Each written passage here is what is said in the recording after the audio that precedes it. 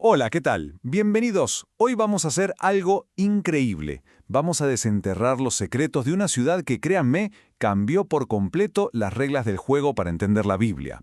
Por más de 3000 años, la antigua ciudad de Ugarit, estuvo literalmente perdida bajo tierra en lo que hoy es Siria. Y su descubrimiento, no fue un hallazgo cualquiera. Fue como encontrar la pieza que faltaba del rompecabezas de los orígenes bíblicos. Porque miren, Ugarit no es solo un contexto para la Biblia hebrea. Para nada. Como lo vamos a ver juntos, es la prueba contundente de que compartían una misma matriz cultural, lingüística, religiosa. El antiguo Israel salió de ahí y se definió en un diálogo fascinante y a veces bastante polémico con ese pasado. ¿Listos? Vamos a demostrarlo. Por siglos, claro, la Biblia se vio como un texto que apareció casi de la nada, ¿no? Como algo único, totalmente separado del mundo pagano que la rodeaba. Pero la pregunta siempre ha estado ahí, flotando. ¿Cómo nacieron estas historias? ¿De dónde sacaron esas metáforas tan potentes, ese lenguaje poético, esas ideas sobre los dioses y los reyes? Y si les dijera que muchas de esas ideas no se inventaron de cero, que en realidad fueron heredadas, fueron adaptadas y, ojo, radicalmente transformadas de una cultura cananea mucho, mucho más antigua. Y bueno, la búsqueda de esa cultura perdida nos lleva sin escalas a las ruinas de Ugarit. La historia, como pasa tantas veces, arranca con un golpe de pura suerte. Es la primavera de 1928. Un campesino sirio está arando su campo, cerca de una colina que la gente de ahí conocía como Ras Shamra, la colina del hinojo. De repente, ¡pum!, el arado choca con una losa de piedra.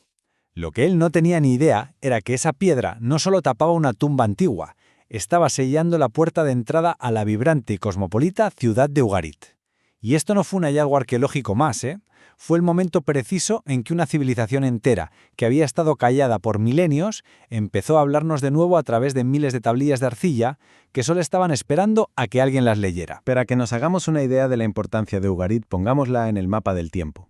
Su momento de gloria, su edad de oro, fue en la edad del bronce tardío, más o menos entre los siglos XV y XIII a.C. O sea, era contemporánea de gente como Tutankamón en Egipto y del poderosísimo imperio hitita.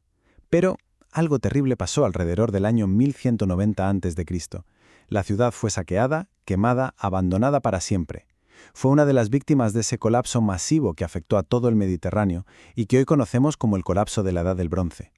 Y así, sin más, su recuerdo se borró por completo, hasta que el arado de ese campesino, más de 3000 años después, la trajo de vuelta a la historia. Ok, en esta primera parte, lo que vamos a hacer es reconstruir esa ciudad que salió de las ruinas. Y no me refiero solo a sus edificios, sino a lo que la hacía funcionar, cómo era su sociedad, cuál era el motor de su economía y, lo más alucinante de todo, un acto de resistencia cultural que se escondía a plena vista en esas tablillas de arcilla. Para entender cómo pensaban en Ugarit, tenemos que sacarnos de la cabeza nuestra idea moderna de lo público y lo privado. No existía. Su sociedad se organizaba según lo que los académicos llaman el modelo de hogar patrimonial. Imagínense todo el reino como si fuera una casa gigante. El rey era el gran patriarca y cada parte del estado, el palacio, el templo, hasta la casa de un comerciante, era una copia en chiquito de ese gran hogar. La casa de un funcionario importante no era solo donde vivía, era su oficina, el centro de sus negocios. Por eso los arqueólogos han encontrado archivos diplomáticos en casas particulares. Y esta idea llegaba hasta la muerte. Las familias enterraban a sus antepasados justo debajo del piso de sus casas para mantener a todo el clan, vivos y muertos, bajo el mismo techo. A ver, que no quede duda, Ugarit era una superpotencia comercial. Su puerto conectaba los grandes imperios de Mesopotamia y Egipto con todo el mundo del Egeo. Era un verdadero crisol de culturas, un lugar totalmente cosmopolita. Sin embargo, su legado más grande, el más revolucionario, no está en las cosas que vendía, sino en cómo eligió registrar esas ventas, sus mitos y su historia. En la arcilla, ahí se esconde su verdadera genialidad. Y aquí es donde vemos esa genialidad en acción. Lo que hicieron los escribas de Ugarit fue un acto brillante de resistencia cultural, y lo hicieron en 3 pasos. Primero, adoptaron. Tomaron el método de la superpotencia del momento, el imperio hitita, el famoso sistema cuneiforme, eso de hacer marquitas con forma de cuña y la arcilla. Pero, y aquí viene el golpe maestro, el segundo paso, adaptaron el sistema. En lugar de matarse usando los cientos de signos supercomplejos del cuneiforme acadio, que representaban sílabas, inventaron algo muchísimo más simple, un alfabeto de solo 30 signos que representaban consonantes, perfecto para escribir su propia lengua semítica. Y con eso lograron el paso final, afirmar su propia identidad. Fue una declaración política sutil, pero potentísima. Era como decir, sí, jugamos en su mundo globalizado, pero lo hacemos con nuestras propias reglas y en nuestro propio idioma. Muy bien, ahora vamos a pasar de la tierra al cielo, de la política de los hombres a la de los dioses. Porque si de verdad quieres entender una civilización, tienes que entender a sus dioses. Y como vamos a ver, el mundo divino que la gente de Ugarit se imaginaba no era solo un montón de creencias abstractas, no. Era un espejo directo y sorprendentemente preciso de la situación geopolítica tan delicada que vivían aquí en la Tierra. Esta comparación es la clave para descifrar la teología de Ugarit. Su panteón tenía, digamos, una estructura de poder con dos niveles.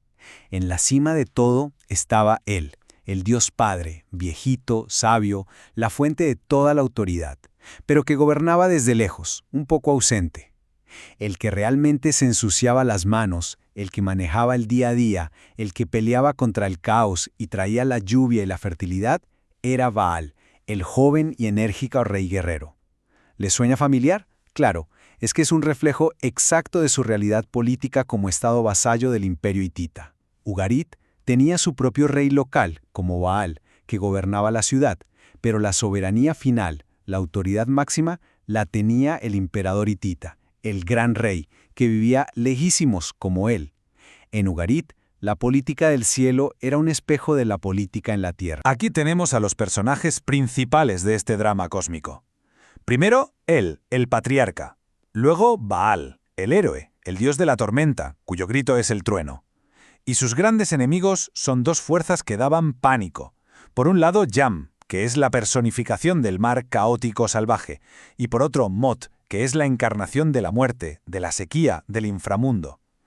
Los grandes mitos de Ugarit, como el famoso ciclo de Baal, cuentan la lucha de Baal por conseguir y mantener su reinado contra estas dos fuerzas. Pero esto no es solo un cuentito sobre las estaciones del año. Es una teología política súper profunda sobre la necesidad de un liderazgo fuerte para poner orden y civilización frente a las fuerzas del caos y la destrucción. Y ahora sí, llegamos al clímax de este explainer. Este es el momento en que los dos mundos que hemos estado viendo, el de Ugarit y el de la Biblia, chocan y se entrelazan de una forma que es, al mismo tiempo, súper íntima y profundamente conflictiva.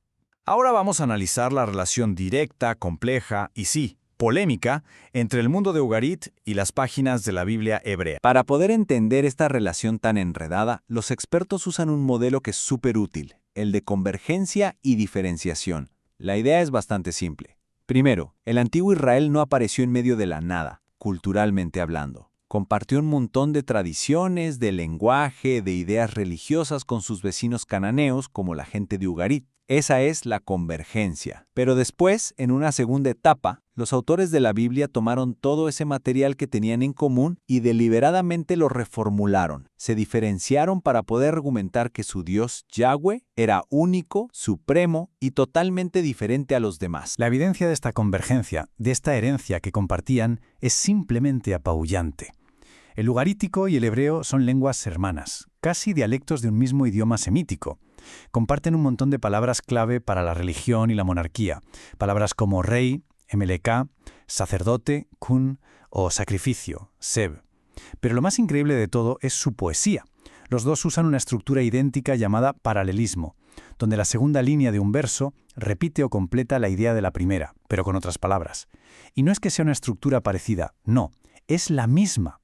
Esto nos demuestra que no eran dos tradiciones que se influenciaron, sino dos formas de expresión de una misma y única tradición literaria. Y este es quizá el ejemplo más famoso de cómo Ugarit nos ayuda a entender la Biblia.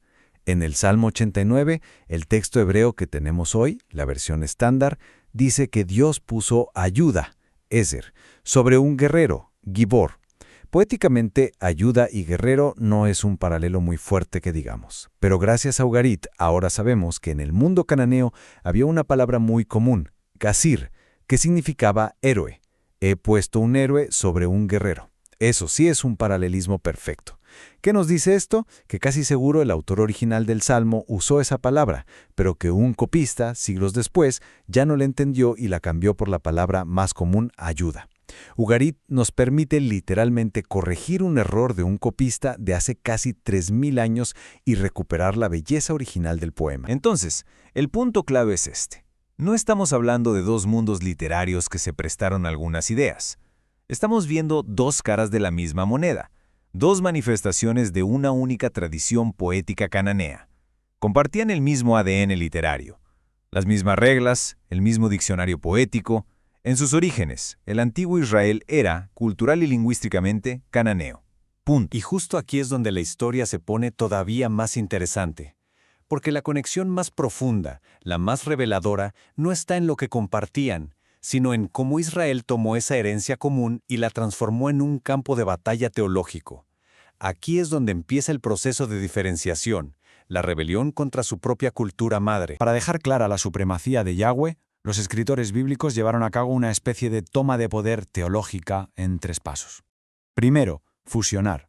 Identificaron a su Dios Yahweh con Él, el patriarca supremo de los cananeos. Así, Yahweh se convirtió en el creador, el padre de la humanidad y el jefe del consejo de los dioses.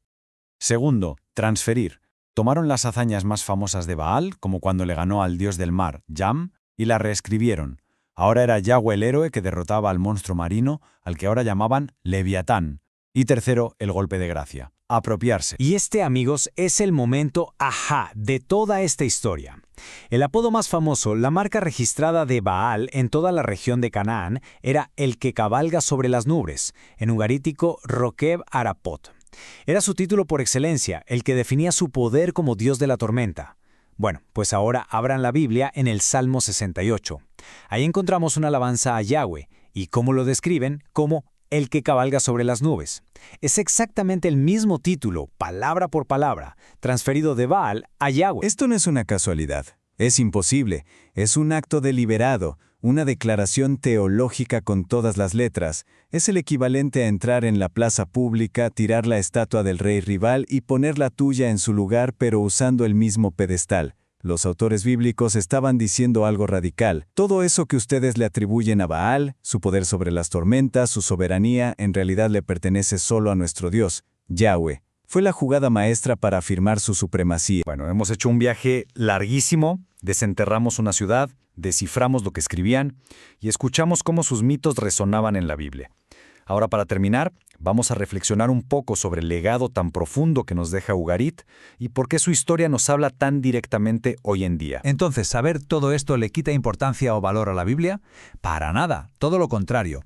Ugarit nos permite apreciarla en su contexto real, con una claridad muchísimo mayor. La verdadera originalidad de la Biblia no es que haya sido creada de la nada.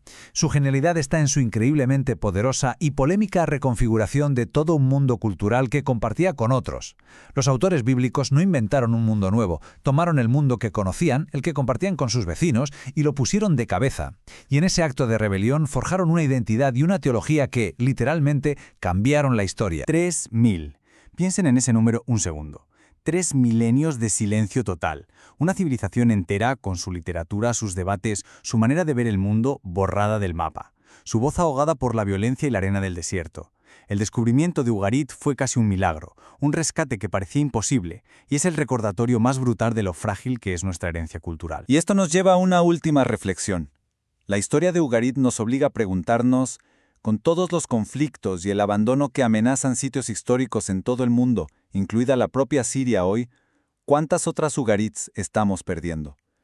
¿Qué voces fundamentales del pasado y del presente estamos dejando que se apaguen, quizás sin la suerte de que alguien las redescubra en el futuro? Proteger estas ventanas a lo que somos como humanidad no es solo una opción, es una responsabilidad. Gracias por habernos acompañado.